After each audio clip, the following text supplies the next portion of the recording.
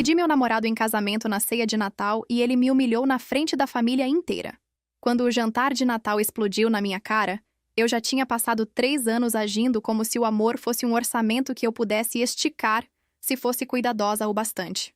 Essa é a versão vergonhosa e também, infelizmente, a verdadeira. Meu nome é Julie. Eu tinha 31 anos na época e trabalhava como psicóloga clínica em um consultório compartilhado em uma cidade de médio porte no norte dos Estados Unidos, onde tudo parecia charmoso por fora e custava caro demais quando você tentava morar sozinha. Eu tinha um apartamento decente, um carro que fazia um barulho estranho todo inverno, um sofá que comprei parcelado e odiei por 6 meses antes de decidir que ele era aceitável, e uma agenda tão cheia de sessões que minha vida inteira rodava em bloquinhos de 50 minutos. Eu gostava de estrutura. Gostava de planos. Gostava de saber quando o aluguel vencia, quando o seguro batia, quando precisava fazer compras, quando meus pacientes costumavam cancelar e quando minha mãe ligava só para perguntar se eu ainda estava mantendo minhas opções abertas. Eu não era uma pessoa caótica por natureza, o que torna o que fiz depois ainda mais humilhante. Porque não, eu não caí naquele desastre por acaso. Eu basicamente planejei a coisa toda, paguei por ela e caminhei direto para o desastre usando o meu melhor vestido. Conheci ele em um evento de fim de ano que minha prima me obrigou a ir, porque disse que eu estava virando uma daquelas mulheres que casam por acidente com o trabalho e depois ficam chocadas quando ele começa a dormir com outras pessoas. Aquilo era a tentativa dela de ser carinhosa. Ela tinha um dom para o drama. Foi mais porque ela prometeu que teria comida boa, e porque eu estava cansada de ouvir que precisava ser mais aberta. Ele estava parado perto de uma daquelas mesas com docinhos minúsculos arrumados como peças de museu, tirando sarro da neve artificial nas janelas, com aquele tipo de sarcasmo leve e caloroso que faz você se sentir parte de uma piada interna. Ele era designer gráfico. Falou isso com autoconsciência suficiente para eu não rotular ele imediatamente como homem criativo com renda instável e pontos cegos emocionais, que teria sido a coisa mais esperta a se fazer.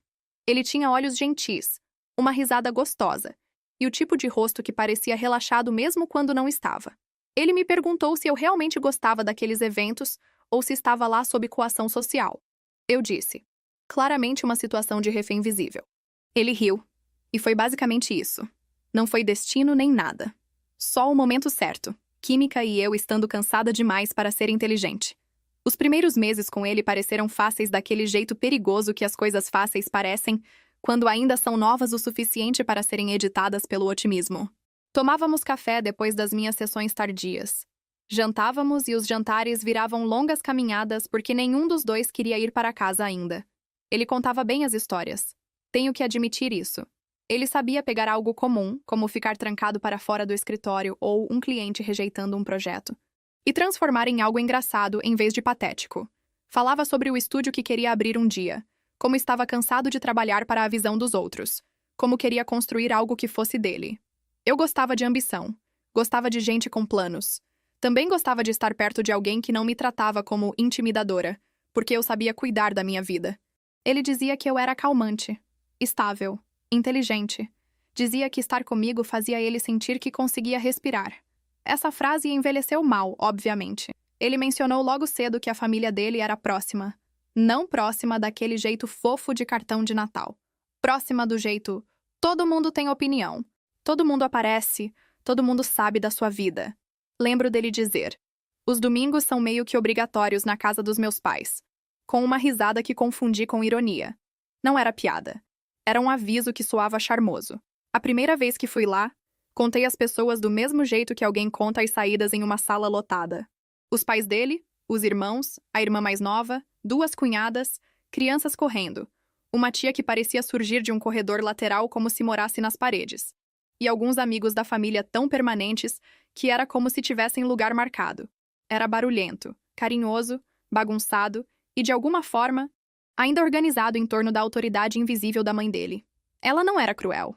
Era pior que cruel, na verdade. Era gentil de um jeito que fazia as expectativas parecerem gratidão. Beijou meu rosto, me chamou de adorável, contou pra todo mundo com o que eu trabalhava antes mesmo de eu tirar o casaco e, em 10 minutos, entendi que não ir no próximo domingo seria notado, discutido e interpretado. No começo, eu dizia a mim mesma que era fofo. Realmente parecia fofo por fora. Eles cozinhavam juntos, provocavam uns aos outros, passavam as travessas, discutiam sobre esportes, riam alto o suficiente para as janelas participarem. A mãe dele tinha um jeito de fazer até as pequenas coisas parecerem cerimoniais. Sobremesa não era só sobremesa.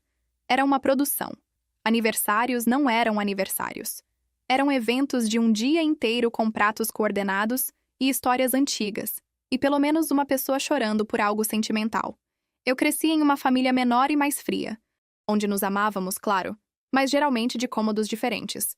Então, uma parte de mim se sentiu atraída pelo caos. Uma parte de mim achou que talvez fosse isso que as pessoas queriam dizer quando falavam sobre ser acolhida. Havia conforto em ser esperada. Havia conforto em não ter que se perguntar se alguém queria você ali.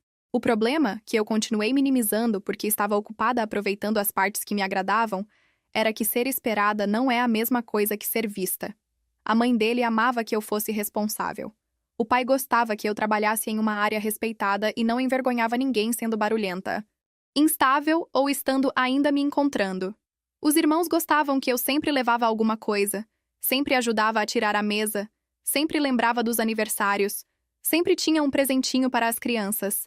Eu me tornei útil muito rápido, não de um jeito sinistro, só do jeito que as mulheres se tornam úteis quando estão tentando ser amadas e não percebem a taxa de câmbio. Reorganizei meus horários de pacientes para manter os domingos livres. Pulei dias de descanso e chamei isso de compromisso. Disse a mim mesma que era assim que relacionamentos sérios funcionavam. Você se adapta. Você se funde. Você abre espaço. E se eu for dolorosamente honesta, eu gostava do jeito que a mãe dele me olhava quando eu chegava. Como se eu tivesse passado em algum teste invisível que ela nem tinha me dito que eu estava fazendo. O dinheiro começou a fazer parte de nós devagar o suficiente para eu não sentir a linha quando a cruzamos. Ele trabalhava em uma agência pequena e pegava projetos de freelancer quando podia. Alguns meses eram bons. Outros eram meses de meu cliente ainda não pagou. Eu ganhava mais do que ele, não absurdamente mais, mas o suficiente para eu sentir e para ele sentir que eu fingia não sentir. No começo era inofensivo. Eu pagava o jantar porque ele tinha comprado os ingressos do cinema. Eu cobria um fim de semana fora porque ele teve um mês fraco. Comprava ingressos para shows porque eu era quem se importava em checar as datas e fazer planos antes de tudo esgotar. Ele protestava de leve, depois aceitava. Sempre agradecia. Essa parte importa, porque não era uma situação de vilão de desenho animado que torce o bigode e me rouba tudo. Ele dizia obrigado. Beijava minha testa. Dizia que pagaria a próxima. Parecia envergonhado o suficiente para eu me sentir generosa em vez de estúpida. Depois, paguei um curso profissional que ele jurou que o ajudaria a subir de nível e finalmente sair da agência. Foi caro. Não caro a ponto de arruinar minha vida, mas o suficiente para eu encarar o valor antes de digitar os dados do cartão e ter um daqueles breves momentos fora do corpo onde você pensa: estou sendo parceira ou estou fazendo teste para um papel que ninguém me pediu para interpretar? Escolhi ser parceira. Claro que escolhi. Ele me abraçou como se eu tivesse entregado oxigênio. Disse: quando o estúdio finalmente sair, você vai ganhar o maior agradecimento do mundo.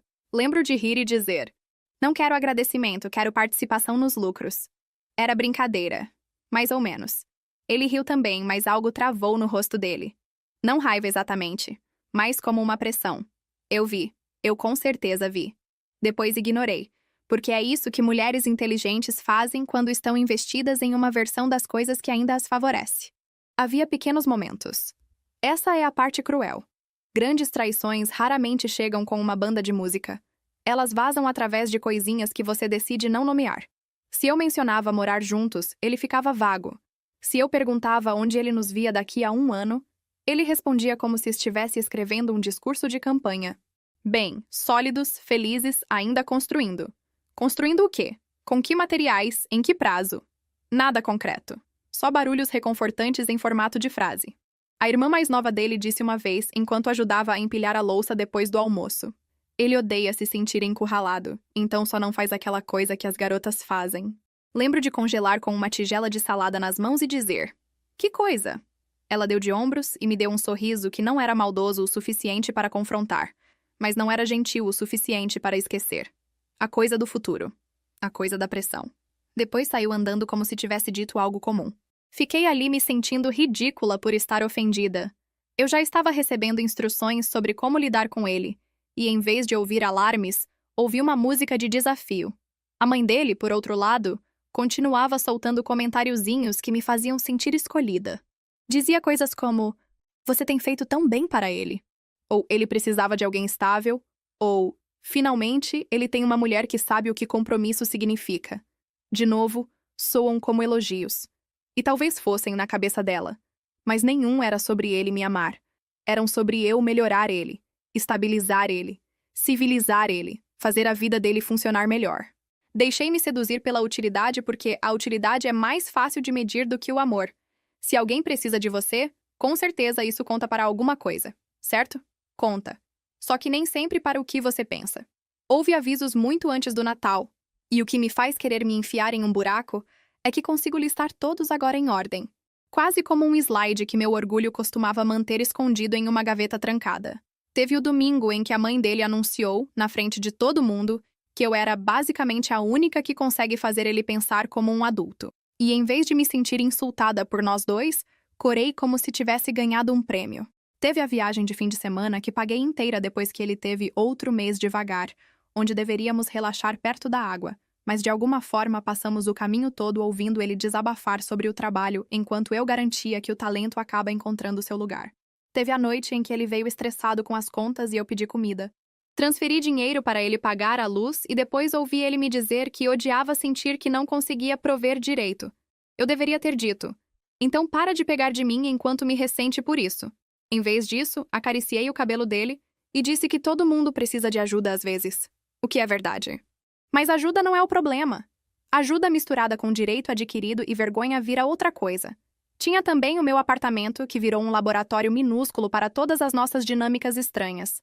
Ele nunca se mudou oficialmente, o que, olhando para trás, foi parte da genialidade do arranjo do lado dele. Ele tinha todo o conforto sem nenhum peso de declaração. Tinha uma chave por conveniência. Mantinha roupas lá porque facilitava as manhãs. Trazia coisas do trabalho porque se concentrava melhor na minha casa. Claro que sim. Minha casa era limpa, silenciosa, abastecida e gerida emocionalmente. Se o apartamento dele tinha um problema, ele vinha para o meu. Se a família o sufocava, ele vinha para o meu. Se tinha um prazo, acampava na minha mesa de jantar e agia como se minha calma o ajudasse a pensar. Ajudava mesmo. Ajudava tanto que ele quase nunca precisava pensar no que estava realmente me oferecendo em troca. Em uma sexta à noite, talvez 1 ano e meio depois do início, estávamos comendo massa no meu sofá direto na tigela porque estávamos cansados demais para encenar a vida adulta em uma mesa. E perguntei se ele já imaginava a gente morando junto oficialmente. Não de um jeito dramático, só conversando. Ele encarou a televisão por um segundo a mais do que o normal e disse: "Digo sim, eventualmente." Perguntei o que eventualmente significava. Ele sorriu como se eu estivesse sendo fofa e disse: "Por que você sempre precisa colocar data nas coisas?" Lembro do meu estômago afundar porque a resposta era tão simples na minha cabeça. Porque datas são como adultos reconhecem que o tempo está passando. Porque eventualmente é para onde as promessas fracas vão para se aposentar. Porque eu queria saber se estava construindo uma vida ou alugando uma fantasia. Mas não disse nada disso. Disse: "Não preciso de datas. Preciso de sinais de que você fala sério." Ele ficou quieto, beijou minha mão e mudou de assunto para um filme. Aquilo deveria ter contado como uma resposta. Contou. Eu só não dei a nota certa. A irmã mais nova dele era outra fonte de informação que eu continuava classificando errado. Ela gostava de mim, mais ou menos. Ou talvez gostasse de como eu era útil para o clima emocional da família. Me mandava mensagem antes dos aniversários para perguntar o que eu achava que a mãe dela ia querer. Uma vez me ligou de uma loja porque não conseguia decidir qual suéter comprar para o irmão e confiava na minha opinião mais do que na dele porque eu era melhor em ver quem ele realmente é. E eu ainda não fui embora depois de ouvir aquilo. Eu sei. Ver quem ele realmente é acabou sendo a única habilidade que eu com certeza não tinha. Teve um domingo no final do outono, umas 6 semanas antes do Natal, em que a família toda estava reunida na cozinha porque o aquecimento da sala não estava funcionando bem. E todo mundo gostava de reclamar coletivamente. A mãe dele estava fazendo o molho. O pai fingia não estar vigiando, e um dos irmãos mencionou um anel de noivado que estava procurando para uma colega que planejava pedir em casamento. A sala ficou barulhenta daquele jeito de família, todo mundo dando opinião. E então a mãe dele olhou direto para nós e disse: "Bom, talvez tenhamos mais de um casamento para pensar em breve." As pessoas riram. Eu ri também porque o que mais eu ia fazer, rosnar? mas senti ele ficar completamente estático ao meu lado. Não um estático de timidez, nem envergonhado, rígido, defensivo. A mão dele escorregou da minha. No carro. Mais tarde, perguntei se aquilo tinha incomodado ele. Ele disse: "Você sabe como eles são?" Eu disse: "Isso não é uma resposta." Ele disse que não queria que todo jantar de família virasse pressão para casar. Depois disse que eu parecia decepcionada. O que sim, eu estava. Mas agora, até estar decepcionada era de alguma forma eu pressionando ele. O desequilíbrio começou a aparecer em cantinhos domésticos bobos também. Eu pagava as compras com mais frequência porque era quem percebia que as coisas tinham acabado. Eu repunha itens básicos de casa que ele usava constantemente porque ficar sem sabonete me irritava mais do que a falta de princípio da situação. Reservei uma cabana para o aniversário dele porque ele jurou que não se importava em comemorar, e depois pareceu tão tocado quando fiz algo atencioso que imediatamente quis fazer de novo. Essa é a armadilha, honestamente. Você se sente bem sendo aquela que lembra das coisas, que planeja as coisas, que faz o esforço. Parece amor. Às vezes é só ser a assistente não paga de alguém que ocasionalmente te beija. E como o relacionamento não era ruim o tempo todo, que é como essas coisas ficam confusas, havia fases boas que continuavam resetando minha esperança. Ele conseguia ser profundamente carinhoso em particular. Sabia ler meu rosto quando o trabalho me esgotava. Aparecia com uma sopa, massageava meus ombros, colocava a cabeça no meu colo e perguntava do meu dia naquela voz suave que ele só usava quando o mundo não o estava pressionando. Me fazia rir quando eu estava surtando. Deixava bilhetinhos na minha agenda. Uma vez, depois que tive uma semana brutal com muitos casos de crise e pouco sono, ele limpou minha cozinha sem fazer discurso sobre isso. Cheguei em casa e chorei por causa de uma bancada limpa como uma viúva em um drama de guerra. É isso que te pega. Não as mentiras gigantes. As pequenas doçuras. Elas tornam a ausência maior mais difícil de nomear porque você fica pensando: com certeza alguém tão terno em certos momentos não pode ser tão ausente na estrutura. Mas as pessoas podem. Elas com certeza podem. O que eu nunca admiti totalmente foi o quanto a família dele amplificava qualquer papel em que ele se enfiasse. Se ele era o sonhador charmoso, eles o protegiam. Se ele era esquivo, eles traduziam como sensibilidade. Se ele falhava, eles envolviam a falha em biografia e chamavam de complexidade. E eu, idiota que fui, continuei competindo com a mitologia familiar, em vez de recusar a disputa. Eu voltava dos almoços de domingo me sentindo ao mesmo tempo incluída e estranhamente apagada, porque a versão dele que todos protegiam não batia com o homem de quem eu continuava precisando de respostas. Perto deles, a indecisão dele virava um traço de personalidade. Perto de mim, virava um problema meu para navegar com cuidado. Um mês antes do Natal, tivemos nossa discussão particular mais feia. Eu tinha acabado de terminar uma semana longa, e tudo o que eu queria era uma conversa direta que não terminasse em fumaça emocional. Estávamos na minha cozinha. Ele estava encostado na bancada, comendo sobras direto do pote porque, pelo visto, pratos agora eram formais demais para nós. E eu disse: "Você está realmente vindo na minha direção ou só ficando porque é fácil?" Sem aquecimento. Sem amortecer. Eu estava cansada. Ele me encarou por um segundo e disse: "Por que sempre são essas duas opções com você? Por que estar junto não pode ser o suficiente por 1 minuto?" Porque 1 minuto tinha virado 3 anos. Mas tudo bem. Perguntei se ele via o casamento comigo como uma possibilidade real ou algo que dizia quando queria que eu parasse de perguntar. Ele disse que não sabia por que tudo tinha que ser traduzido em algum exame final. Disse que me amava, mas odiava se sentir monitorado. Perguntei o que exatamente ele estava sendo monitorado além de mostrar uma intenção adulta básica. Ele disse: "Tá vendo? Aí mesmo, você faz parecer que, se eu não estiver encenando a vida adulta no seu cronograma, estou falhando." Essa frase ficou comigo porque expôs toda a falha feia por baixo de nós. Ele sentia minha necessidade de clareza como julgamento. Eu sentia a recusa dele em definir qualquer coisa como negligência. Nenhum de nós sabia mais como superar isso. Depois de 1 hora falando em círculos, ele ficou emocionado. E assim que ele ficou emocionado, eu cedi. Porque essa é outra das minhas características mais embaraçosas. Consigo manter minha posição perfeitamente, até que alguém que eu amo pareça ferido. Então, de repente, vira um pacote de ajuda humanitária de legging. Ele me abraçou. Disse que estava tentando. Disse que não queria me perder. Disse que precisava que eu confiasse que o tempo dele não era rejeição. Assenti no ombro dele e acreditei o suficiente para continuar. Mais tarde naquela noite, ele dormiu na minha cama enquanto eu fiquei lá bem acordada, encarando o teto e percebendo que nunca, Nenhuma vez nesse relacionamento eu o tinha ouvido descrever um futuro comigo em termos concretos e espontâneos. Nenhuma vez. Toda a conversa sobre o futuro começava comigo e terminava com ele me acalmando por ter tido a conversa. Aquilo deveria ter sido o fim, obviamente.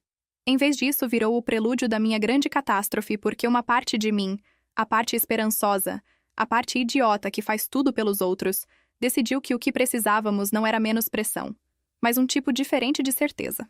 Algo emocional. Algo inegável. Algo que cortasse toda a esquiva dele e fizesse ele ou entrar de vez ou sair de vez. O que, para ser justa, foi exatamente o que aconteceu. Eu só não tinha ideia de quão feio o sair poderia ser com luz de velas e porcelana de família envolvidas. Por volta do segundo ano, minha própria vida começou a se estreitar de jeitos que eu não admitia totalmente. Meus fins de semana eram a família dele. Meu dinheiro extra continuava encontrando motivos para virar nossas experiências. Meu apartamento ainda tecnicamente pertencia só a mim, mas ele tinha gavetas, uma prateleira no banheiro, sapatos perto da porta, carregadores em todo lugar e aquela sensação de direito silencioso que as pessoas ganham quando são deixadas confortáveis por tempo suficiente. Ele falava do nosso futuro do mesmo jeito que as pessoas falam de reformas em uma propriedade que não compraram legalmente. Casual. Presumido. Vago sobre o financiamento. Sempre que eu pressionava por clareza, ele beijava minha têmpora e dizia que eu pensava demais. Eu odiava essa frase, a propósito. Pensava demais. Como se querer respostas diretas do homem que dormia na minha cama e comia a comida que eu comprava fosse alguma patologia adorável. A verdade é que comecei a ser mais direta. Não drasticamente. Não de um jeito gritado, com ultimatos. Só me cansei de agir como se o tempo fosse infinito quando já estávamos construindo hábitos que pareciam suspeitosamente com uma vida compartilhada. Perguntei se ele realmente queria casar algum dia ou se só gostava de estar com uma mulher que o hospedasse confortavelmente até o conceito começar a soar caro. Sim, eu disse isso. Não caiu bem. Ele ficou quieto. Disse que queria que as coisas fossem feitas direito. Perguntei o que isso significava. Disse que queria estar pronto financeiramente. Apontei que prontidão financeira é um alvo móvel, e não um traço de personalidade. Ele disse que eu fazia tudo parecer uma lista de tarefas. Eu disse que algumas coisas deveriam estar em uma lista. Dá para ver como estávamos românticos. Então a mãe dele, em uma das nossas conversas na cozinha enquanto regava algo e agia como se manteiga fosse uma virtude moral, disse: "Não se preocupe, ele demora mais que as outras pessoas com decisões sérias." Lembro de encarar ela e pensar: por que estou discutindo seu filho adulto com você como se estivesse esperando uma carta de aceitação da faculdade? Mas em vez de dizer isso, sorri. Porque era o que eu fazia naquela época. Sorria através do desconforto como se fosse uma habilidade social, em vez de uma autotraição. Pelo meio do nosso terceiro ano, comecei a me sentir inquieta de um jeito que não conseguia remediar com a razão. Estava cansada de ser paciente sem nenhuma evidência de que a paciência estava levando a algum lugar. Cansada de ser a madura. Cansada de ver a família dele me tratar como se eu praticamente já estivesse dentro, e ele como se fosse algum cavalo selvagem lindo que não podia ser apressado. Eu não queria uma fantasia grandiosa. Queria clareza. Queria saber se esse homem realmente me via como a pessoa com quem estava construindo uma vida, ou se eu era apenas a versão mais conveniente da vida adulta que ele tinha encontrado até agora. E porque eu ainda estava apegada à ideia de que o esforço poderia resgatar a ambiguidade, tive o pior plano da minha vida adulta. Disse a mim mesma que seria romântico porque ele amava a família e o Natal era o feriado favorito dele, e talvez parte do motivo pelo qual ele estava enrolando fosse medo, insegurança ou espera pelo empurrão emocional perfeito. Tá vendo como eu continuava atribuindo profundidade à confusão? Incrível, de verdade. Passei meses moldando essa ideia terrível em algo nobre. Achei que se eu tornasse o momento grande o suficiente, quente o suficiente, seguro o suficiente, ele pararia de flutuar acima da própria vida. E finalmente a escolheria. Escolheria a mim. Até me encontrei com o pai dele primeiro. Essa parte ainda faz minha pele arrepiar. Perguntei se podíamos tomar um café porque queria falar sobre algo importante. Ele pareceu tocado, o que deveria ter sido meu primeiro sinal de que eu tinha perdido o juízo. Sentamos em uma cafeteria pequena que cheirava a açúcar queimado e casacos molhados. E disse a ele que queria pedir o filho dele em casamento. Ele pareceu surpreso, depois emocionado, depois orgulhoso desse jeito estranho de segunda mão. Disse que eu era uma excelente adição à família deles, e que o filho dele tinha sorte de me ter. Sorte. Não apaixonado. Não louco por mim. Sorte. Lá estava aquilo de novo. Juro que o universo estava tentando me dar legendas e eu continuava desligando. A mãe dele reagiu com uma animação contida que me fez sentir ao mesmo tempo aliviada e levemente observada. Ela não me desestimulou. Pelo contrário, fez perguntas práticas. Queria saber quando, onde, o que eu planejava dizer. Até ajudou a decidir o momento, como se estivéssemos coordenando um brinde. Interpretei o entusiasmo dela como apoio. Olhando para trás, acho que uma parte dela simplesmente amava a ideia de controlar o clima emocional do próprio feriado dela. Ou talvez achasse genuinamente que o filho queria o que ela queria. Famílias são complicadas assim. As pessoas podem estar profundamente erradas, sem serem intencionalmente cruéis. Isso não torna o resultado menos destrutivo. Só torna mais difícil odiá-las puramente. Comprei um anel para ele. Um anel masculino, simples e caro, muito mais do que eu deveria ter gasto. Ainda lembro de estar na joalheria encarando fileiras minúsculas de certeza polida sob luzes brilhantes que faziam tudo parecer mais rico do que era. A vendedora continuava chamando de uma peça atemporal, e eu quis perguntar se eles tinham seguro para a humilhação pública, mas não perguntei. Paguei quase 3 meses de dinheiro extra por aquele anel. Dinheiro que eu poderia ter colocado na poupança, no crédito estudantil, em literalmente qualquer coisa menos simbólica e estúpida. Mas na época parecia um investimento. Em nós. No futuro. Em prova. Na semana que antecedeu o Natal, eu era um desastre de suéter. Não conseguia me concentrar nas sessões. Continuava checando a caixinha do anel na bolsa como se ela pudesse evaporar. Ele parecia distraído também, mas li aquilo como estresse de fim de ano. Ele não estava frio exatamente. Só estava em outro lugar. Menos carinhoso. Mais rápido em se perder no celular. Mais propenso a ficar conversando com os irmãos enquanto eu ajudava a mãe dele a guardar as sobras. Eu percebi. Claro que percebi. Depois disse a mim mesma que estava sendo nervosa e dramática. Tem uma humilhação especial reservada para mulheres que estão certas e ainda assim se convencem do contrário. A véspera de Natal na casa dos pais dele estava lotada. Gente em todo lugar. Crianças gritando no corredor. Casacos empilhados em uma cama. Copos brindando. A mãe dele circulando pela sala como uma diretora de palco com brincos festivos.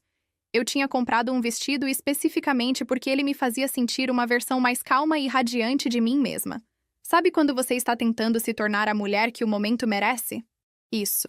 Tinha o anel escondido na bolsa. Minhas mãos ficaram geladas a noite toda. Ele me beijou quando cheguei, mais rápido, distraído, já virando para responder alguém que chamava o nome dele na cozinha. Acabei ficando perto da mesa de jantar, fingindo me importar com os centros de mesa enquanto ele era absorvido pela corrente da família. Em um ponto, olhei para o outro lado da sala e percebi que ele não tinha me procurado de verdade nenhuma vez. Senti aquele pequeno aperto feio no estômago. Não pânico. Só o primeiro escorregão do calcanhar em uma escada que você ainda não percebeu que está molhada. O jantar se arrastou do jeito normal de feriado, com acompanhamentos demais e conversas demais acontecendo ao mesmo tempo. Ele sentou na minha frente. Não do meu lado, porque o sobrinho dele quis minha cadeira antes e todo mundo começou a se mexer, e foi ali que paramos. Continuei pegando ele rindo com o primo, encostado na cadeira, solto e leve de um jeito que nunca parecia estar perto de mim quando o assunto era nosso futuro. Esse pensamento me atingiu e imediatamente me senti culpada por ele. Queria poder dizer que foi ali que parei, que ouvi meu corpo, meus instintos, o profundo coro feminino ancestral no meu sangue gritando: "Garota, senta aí." Mas não. Sorri. Bebi água. Esperei o sinal que a mãe dele e eu tínhamos combinado. Eu realmente fiz isso. Tinha coordenado minha própria execução pública com a mãe dele por cima de vegetais assados. Ela me deu o olhar durante a sobremesa.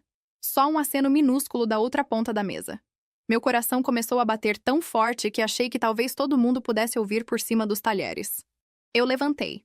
Ele olhou para mim confuso. As pessoas ficaram mais quietas porque, quando alguém levanta em um jantar de família segurando uma taça de vinho, todo mundo presume um discurso. Eu não estava segurando uma taça de vinho. Estava segurando a caixinha de veludo com tanta força que quase a amassei. Disse o nome dele primeiro. Minha voz saiu firme, o que até hoje me irrita. Fiz toda aquela declaração sobre como ele tinha se tornado minha parte favorita da vida comum, como amar ele tinha parecido construir algo seguro e real, como eu queria continuar escolhendo ele de todas as formas chatas e lindas que realmente fazem uma vida. Não foi ruim, inclusive. Essa é a pior parte. Foi sincero. Foi cuidadoso. Foi o tipo de coisa que uma mulher diz quando carrega esperança e medo por tempo demais e decide que a esperança merece uma chance limpa. Depois contornei minha cadeira, caminhei até ele e me ajoelhei. O silêncio mudou. É assim que lembro com mais clareza. Não que tenha ficado silencioso, mas a qualidade da sala mudou. Como se todo o barulho quente fosse sugado para um único ponto duro. O rosto dele fez algo que ainda repasso às vezes contra minha vontade. Confusão primeiro. Depois choque. Depois algo muito mais feio. Não ternura. Não emoção. Pânico? Sim, mas misturado com irritação. Quase raiva. Como se eu tivesse arrastado ele para uma luz brilhante sem o consentimento dele. Abri a caixa e pedi para ele casar comigo. Algumas das crianças não entenderam o que estava acontecendo. Então teve esse atraso horrível onde todos os adultos congelaram. E as crianças ainda faziam barulhos aleatórios ao fundo. Ele encarou o anel. Depois eu. Depois, e nunca vou esquecer isso, ele olhou para a mãe dele. Não para mim, para a mãe dele. Como se estivesse triangulando a culpa antes mesmo de responder. Julie, ele disse bem baixo no começo. Levanta. Achei que ele estava sobrecarregado. Eu realmente achei isso.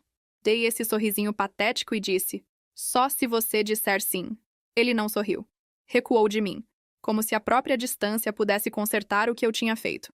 Levanta! Repetiu mais alto. A sala tinha ficado tão parada que eu conseguia ouvir uma das crianças na sala de estar brincando com papel de presente.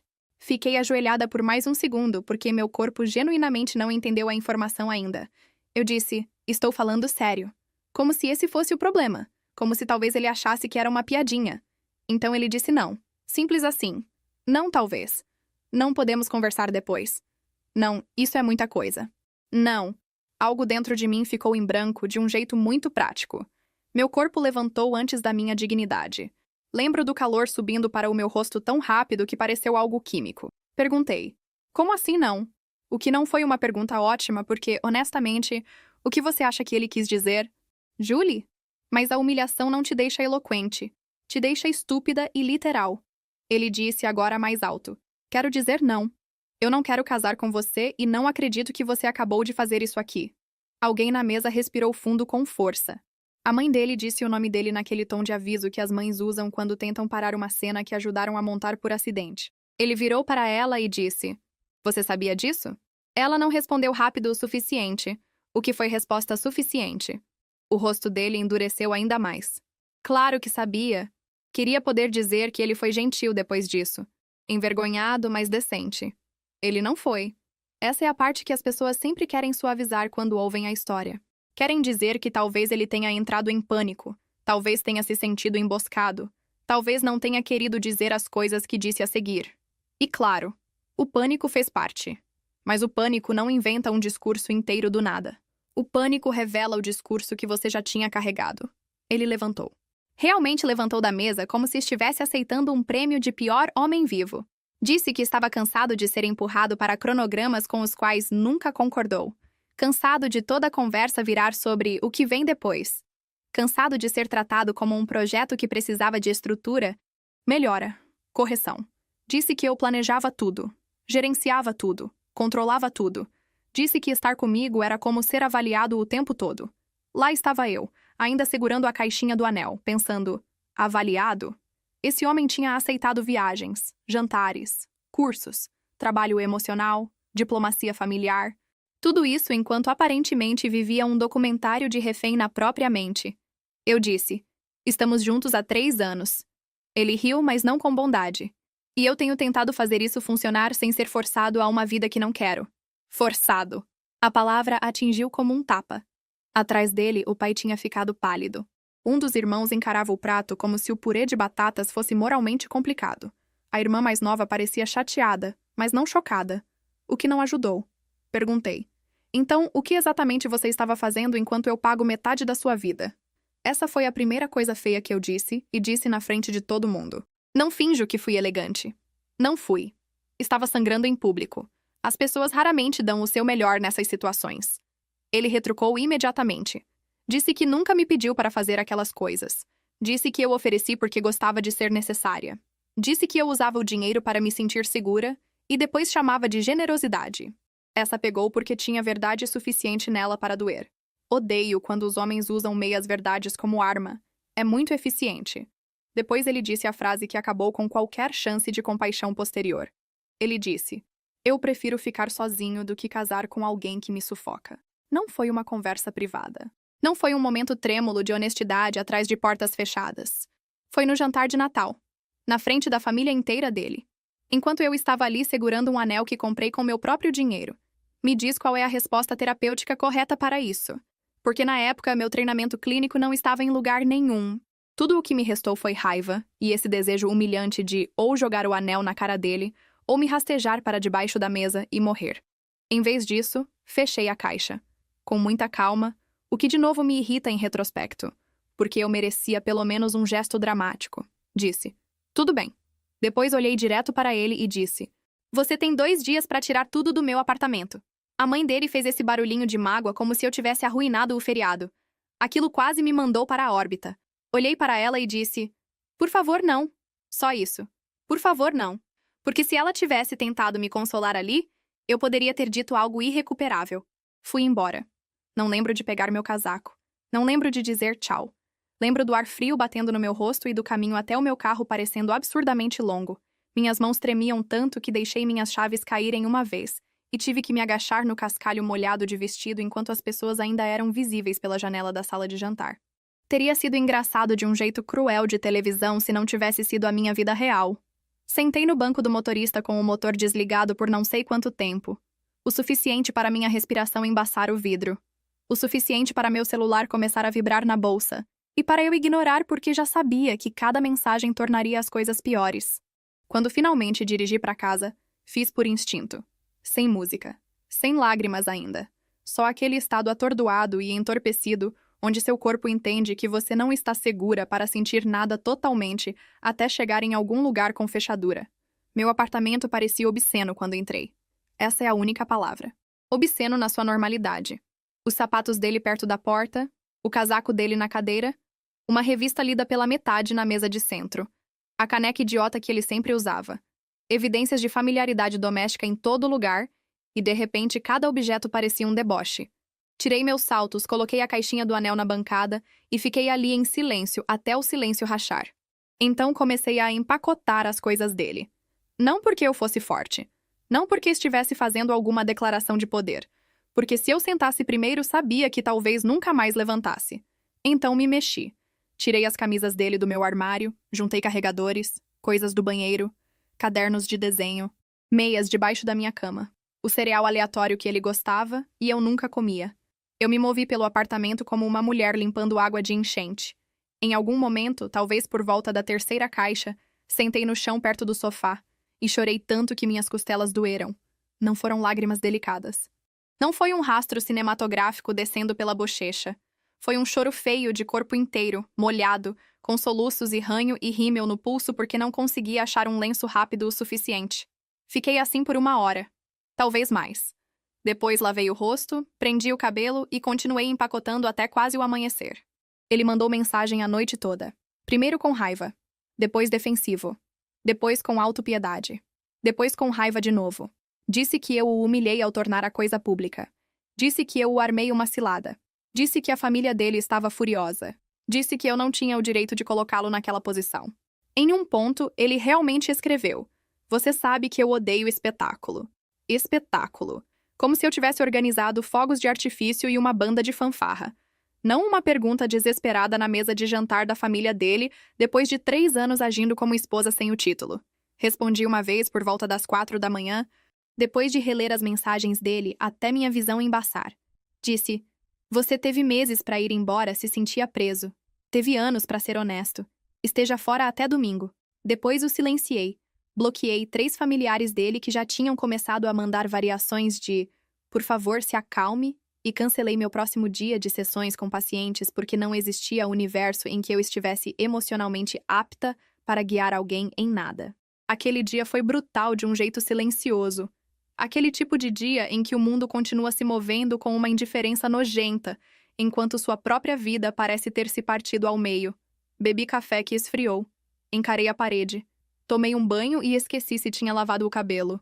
Tentei assistir algo sem sentido e acabei sentada por 3 episódios sem absorver uma única palavra. Continuei repassando o jantar, mas meu cérebro começou a editar finais alternativos, como se a humilhação pudesse ser resolvida com um roteiro melhor. Em algumas versões, ele me chamava de lado em particular. Em outras, o pai dele intervinha. Em uma versão especialmente patética, ele dizia sim porque de repente percebia o quanto me amava. Essa me fez rir alto no meio da minha sala, o que rapidamente virou choro de novo. Muito chique as minhas 24 horas. No domingo ele passou lá. Ele parecia péssimo, o que eu teria aproveitado mais se ainda não o amasse o suficiente para me sentir mal só de olhar para ele. Tinha olheiras fundas, roupas amassadas, aquele tipo de rosto cru que as pessoas ficam depois de não dormir e com certeza beber. Abri a porta, mas não o convidei para entrar. As caixas estavam empilhadas perto da entrada como uma fila de testemunhas silenciosas. Ele disse meu nome suavemente, como se estivesse se aproximando de um animal ferido. Odiei isso imediatamente. Podemos conversar por 5 minutos? Apontei para as caixas. Não há mais nada para discutir. Ele perguntou se pelo menos podia entrar porque o corredor era humilhante. Eu disse: agora você se importa com humilhação? Não foi minha frase mais evoluída, mas mantenho o espírito dela. Ele estremeceu. Ótimo. Ele acabou entrando, principalmente porque eu não queria meus vizinhos ouvindo cada palavra, e porque parte de mim ainda achava que talvez ele estivesse prestes a dizer algo que desse um novo sentido a tudo. Não consertar. Só explicar de um jeito que doesse menos. De novo, otimismo é uma doença. Ele começou com o pânico. Disse que entrou em pânico. Disse que me ver ajoelhada ali, ver todo mundo assistindo, perceber que a mãe dele sabia, tudo atingiu ele de uma vez. Disse que se sentiu encurralado e envergonhado, e reagiu mal. Perguntei: qual parte foi o pânico? O não ou o discurso depois? Ele abriu a boca, fechou, esfregou o rosto e fez aquela coisa que as pessoas fazem quando querem crédito pelo sofrimento em vez de responsabilidade. Disse que estava se sentindo pressionado há meses e não sabia como dizer. Disse que toda vez que pensava em falar, se preocupava que eu ficaria arrasada. Encarei ele e disse: então sua solução foi me deixar financiar um relacionamento que você estava secretamente ressentindo? Ele disse que aquilo era injusto. Eu ri de verdade. Injusto? Repeti. Você me deixou pedir a bênção do seu pai. Sua mãe ajudou a planejar. Em que ponto exatamente você planejava mencionar que se sentia sufocado? Ele pareceu genuinamente chocado por eu saber do café com o pai e do planejamento com a mãe. O que era absurdo, porque obviamente eu sabia. Eu estava lá. Eu organizei. O que ele achou que aconteceu? Mas aquilo me disse algo que eu não entendi totalmente até mais tarde. Ele nem tinha considerado o quanto a própria família dele tinha alimentado a ilusão. Na cabeça dele, pelo visto, eu era a única arquiteta daquela catástrofe. Conveniente. Carregamos as caixas para o carro dele em silêncio depois disso. O tipo de silêncio que não é pacífico, só exausto. Na segunda viagem, ele parou ao lado do porta-malas e disse bem baixinho: eu não quis dizer que você me sufoca o tempo todo. Lembro de olhar para ele e pensar: uau, que edição generosa. Perguntei: então o que você quis dizer? Ele disse que eu fazia tudo parecer sério, estruturado, prestação de contas, como se sempre houvesse outra meta esperando, e lá estava. A verdadeira reclamação.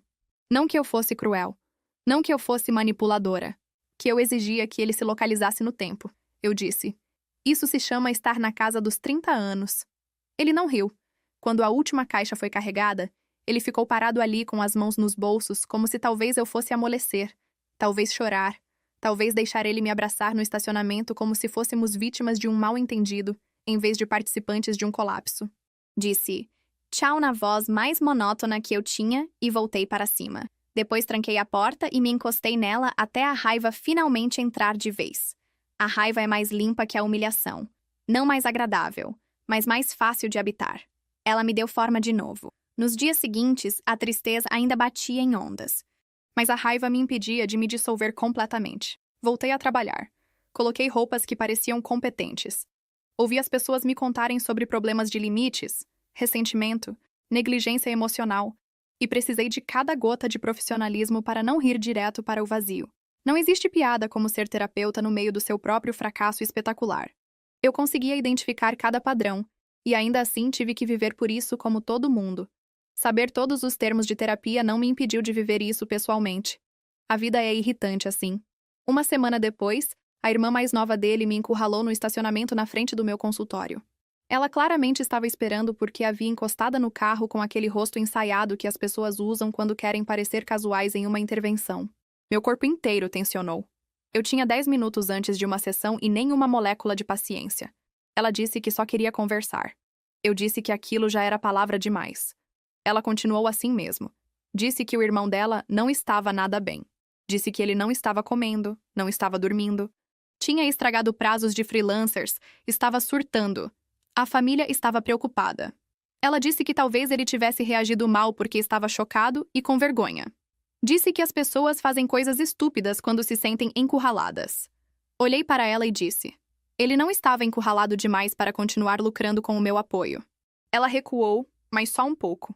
Depois fez algo que mudou todo o sabor do meu luto. Ela disse: você sabia que ele se sobrecarrega, no entanto. Você sabia. Não, ele te enganou. Não, isso é horrível. Não sinto muito. Você sabia. Como se eu tivesse falhado em operar uma máquina difícil de acordo com as instruções. Perguntei se ela tinha ideia de quão insultante aquilo soava. Ela começou a se desculpar. Depois voltou atrás. Disse que relacionamentos são complicados e ninguém é totalmente inocente, e talvez nós dois tenhamos empurrado um ao outro para um lugar ruim. Aquela parte, estranhamente, me acalmou. Porque de repente ficou claro. O sistema familiar estava fazendo o que sistemas familiares fazem. Protegendo a pessoa que sempre protegeram ao redistribuir a responsabilidade até que ninguém conseguisse localizar o centro do dano. Disse a ela que uma humilhação pública na frente de mais de 20 pessoas não era um lugar ruim onde tínhamos vagado mutuamente. Foi uma escolha. Depois entrei no meu carro e fui trabalhar tremendo tanto que tive que sentar ali por 1 minuto inteiro antes de entrar. Depois disso, as coisas começaram a vazar em pedaços. Um conhecido em comum me contou que ele andava reclamando de mim há meses. Não de um jeito dramático, preparando o término. Só nesses comentáriozinhos moles e sem espinha para os amigos. Que eu era intensa. Que eu estava sempre falando do futuro. Que eu não sabia deixar as coisas respirarem. Que eu era ótima no papel, mas vinha com pressão. Ótima no papel. Imagine descobrir que o homem que você amou por 3 anos andava te descrevendo como uma cadeira de escritório usada. Aquilo quase doeu mais que o jantar. Porque o jantar foi uma explosão. Os comentários foram erosão. Significavam que, enquanto eu estava pagando viagens e tentando construir algo, ele já estava me narrando como um fardo em salas onde eu não estava. Não uma parceira.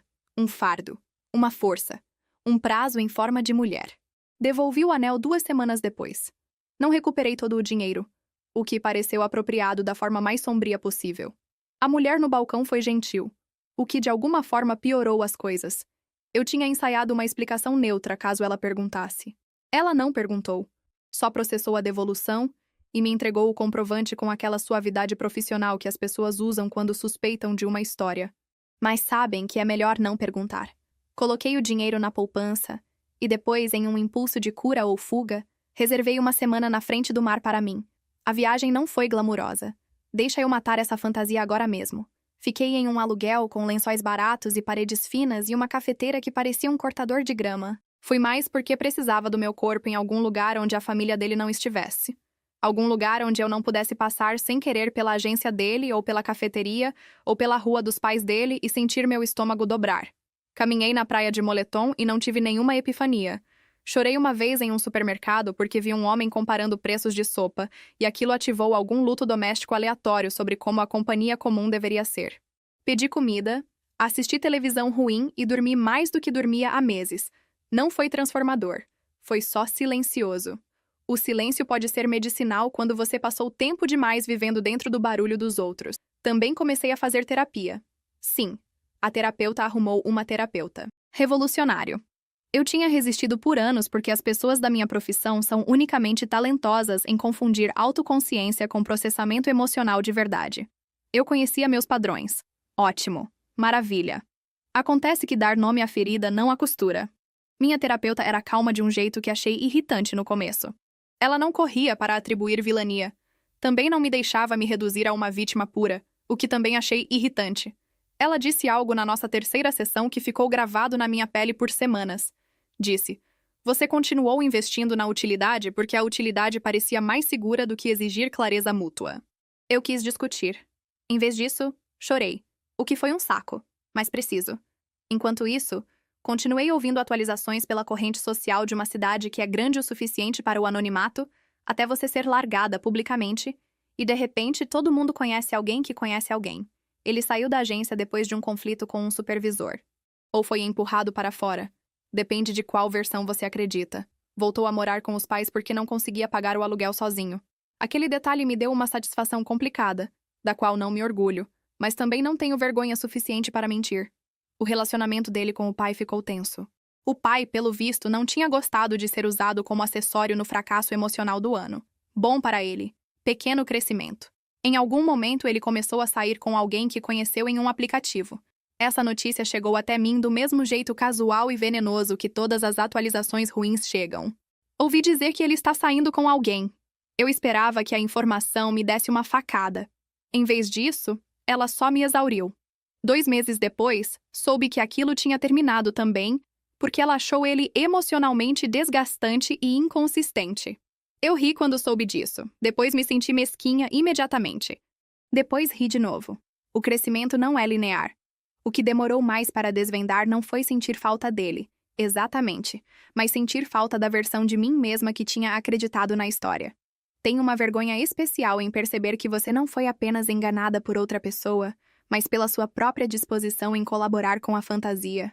Eu não tinha inventado o carinho dele, mas tinha inflado esse carinho. Tinha pegado gratidão, conforto, aprovação familiar e rotina compartilhada e arrumado tudo em algo mais resistente do que o que realmente existia.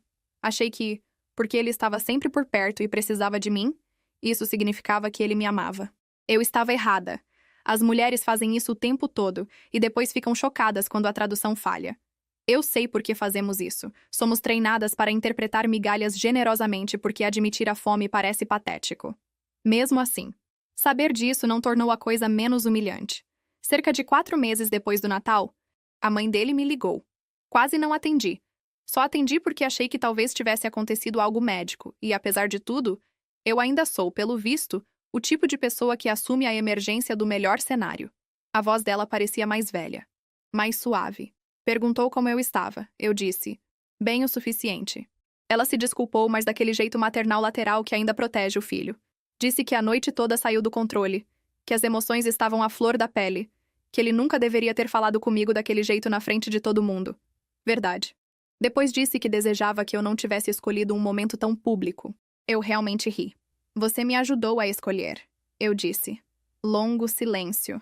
Então, ela disse algo sobre achar que ele precisava de um empurrão e não perceber o quão irritado ele tinha se tornado. Irritado ele tinha se tornado. Não honesto.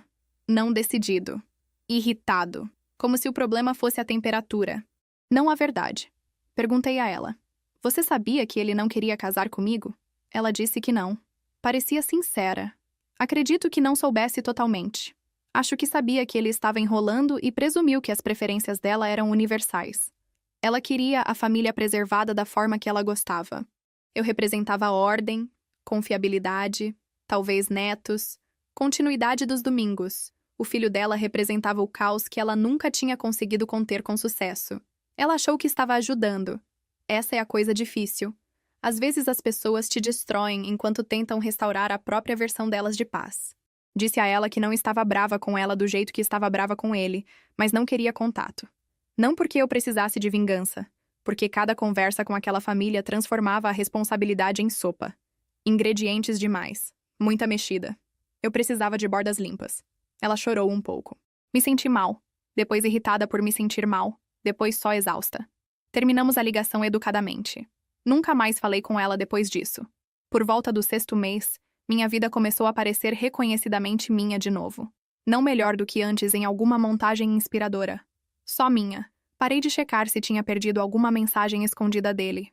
Doei o suéter que ele deixou para trás e percebi na metade do dia que não tinha pensado em fazer aquilo de forma cerimonial, o que pareceu um progresso. Peguei uma tarde extra no consultório porque quis, não porque estava me distraindo. Redecorei o canto da minha sala onde ele costumava largar a bolsa e comprei uma poltrona de leitura que não fazia nenhum sentido estético com o resto do cômodo. Mas era tão confortável que eu não me importei. Comecei a ver amigos aos domingos em vez de automaticamente procurar por uma travessa de comida. Dormi melhor. Ri mais. Ainda tive quedas aleatórias, claro.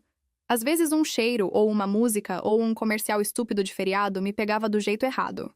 O luto é cafona assim. Aparece sem ser convidado e mal vestido. Também conheci alguém, embora conheci alguém faça parecer mais operístico do que foi. Ele era um arquiteto que encontrei em um evento profissional de arrecadação de fundos depois de acenarmos educadamente um para o outro por meses nos mesmos círculos locais.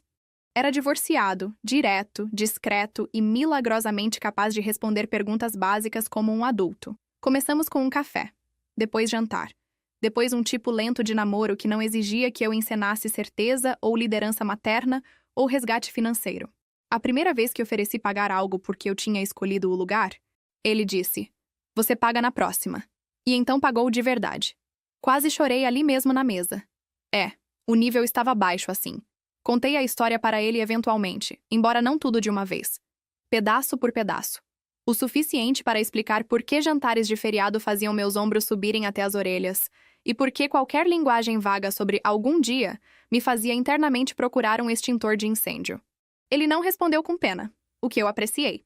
Também não respondeu com aquele impulso masculino de me consertar como um problema de encanamento. Ele só ouviu. Uma vez, depois que fiz alguma piada autodepreciativa sobre pedir um homem em casamento publicamente quando ele claramente odiava mais o confronto do que a desonestidade, ele disse: "Isso soa como algo que uma pessoa esperançosa fez, não uma pessoa estúpida." Eu quis rejeitar aquilo imediatamente porque a dor faz o cinismo parecer mais inteligente. Mas uma parte de mim se apegou a isso de qualquer maneira. 8 meses depois do jantar, eu estava voltando do trabalho com compras no banco de trás, listando mentalmente o que ainda precisava para a semana, quando percebi que não tinha pensado nele o dia todo. Nem uma vez. A própria percepção me fez pensar nele, o que foi irritante, mas mesmo assim, houve um alívio nisso, não do tipo dramático, não um desfecho com um laço em cima. Só espaço. Espaço suficiente para respirar sem que cada inspiração arranhasse. Eu acho que propor em público foi um erro? Com certeza. Um erro enorme. Não romantizo mais isso. Gestos públicos não criam verdades privadas. Eles apenas expõem o que já está lá. Eu não fui corajosa naquela noite, fui desesperada em um traje elegante. Eu queria tanto a certeza que vesti a esperança como uma surpresa e chamei de romance. Essa parte é minha. Eu assumo. Mas a parte dele é dele. Ele poderia ter ido embora antes. Poderia ter dito a verdade antes de haver um anel, antes de haver bênçãos e acompanhamentos e crianças correndo em meias natalinas. Poderia ter escolhido a honestidade em 100 momentos mais silenciosos e não escolheu. Foi o que finalmente aprendi. Se é que tem que haver uma lição, e eu odeio lições porque elas sempre soam como ímãs de geladeira depois que passa tempo suficiente. Quando você continua dando sem saber onde está pisando, você começa a desaparecer. Não imediatamente. Parece quente no começo. Útil. Amoroso. Então um dia você acorda e percebe que tem feito testes para permanência em um relacionamento que te mantém de reserva. Você não está sendo escolhida. Está sendo instalada confortavelmente. Não acho que ele me odiava. Isso teria sido mais simples. Acho que ele amava ser amado por mim e ressentia tudo o que isso exigia em troca. Acho que a família dele amava o que eu representava e confundiu isso com intimidade. Acho que eu confundi ser tecida nos rituais deles com ser insubstituível. Eu não era. Nenhum de nós estava vendo com clareza. Eu só paguei a taxa de entrada mais cara. Às vezes as pessoas perguntam, geralmente depois de algumas taças de vinho e com aquele tipo de deleite horrorizado que as mulheres reservam para as histórias de desastre de outras mulheres, se eu faria diferente se pudesse voltar. Esperam que eu diga que nunca proporia. Nunca gastaria o dinheiro. Nunca conheceria o pai.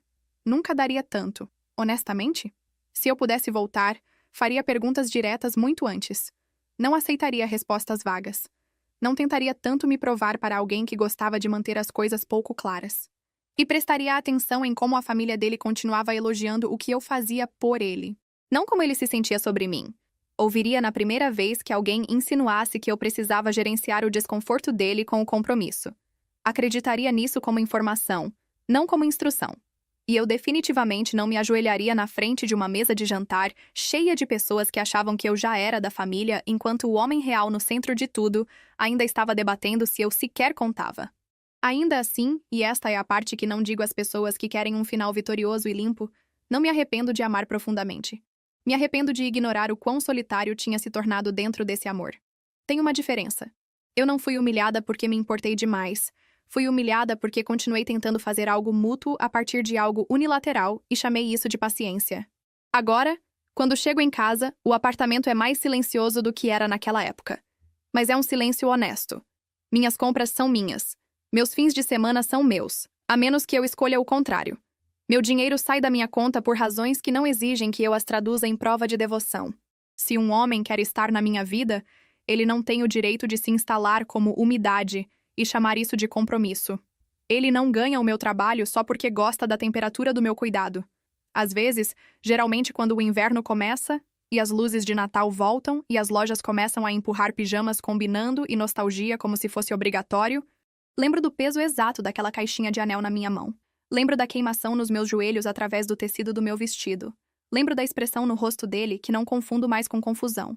E sim, ainda dói em um lugar que eu provavelmente não vou fechar totalmente. Esse tipo de vergonha fica com você. Te atinge quando você não está esperando. Mas a dor nem sempre é prova de que você escolheu errado. Às vezes é prova de que você finalmente obteve a verdade antes da papelada, antes da hipoteca, antes de uma criança ter que assistir dois adultos encenarem um ressentimento que deveria ter terminado anos antes. Então não tive o final que planejei naquele Natal. Graças a Deus, honestamente. Tive algo mais bagunçado e cruel e muito mais caro do que a terapia deveria ter sido. Mas também saí antes que minha vida inteira endurecesse em torno de um homem que queria os benefícios do compromisso, sem nunca ter que olhá-lo nos olhos. E se ele algum dia contar a história agora, se ele ainda conta, imagino que diga que eu o peguei de surpresa, que fiz um escândalo, que transformei um feriado de família em um desastre porque não conseguia lidar com a incerteza. Tudo bem, deixe que ele tenha essa versão. A minha é melhor, principalmente porque é verdadeira. Ele não foi emboscado pelo amor. Ele foi confrontado por ele. Publicamente, sim. De forma desajeitada, sim. De um jeito que eu nunca recomendaria a nenhuma outra mulher viva, sim. Mas confrontado mesmo assim. E quando chegou o momento de responder honestamente, ele finalmente respondeu. Só não antes de tirar tudo o que podia da demora.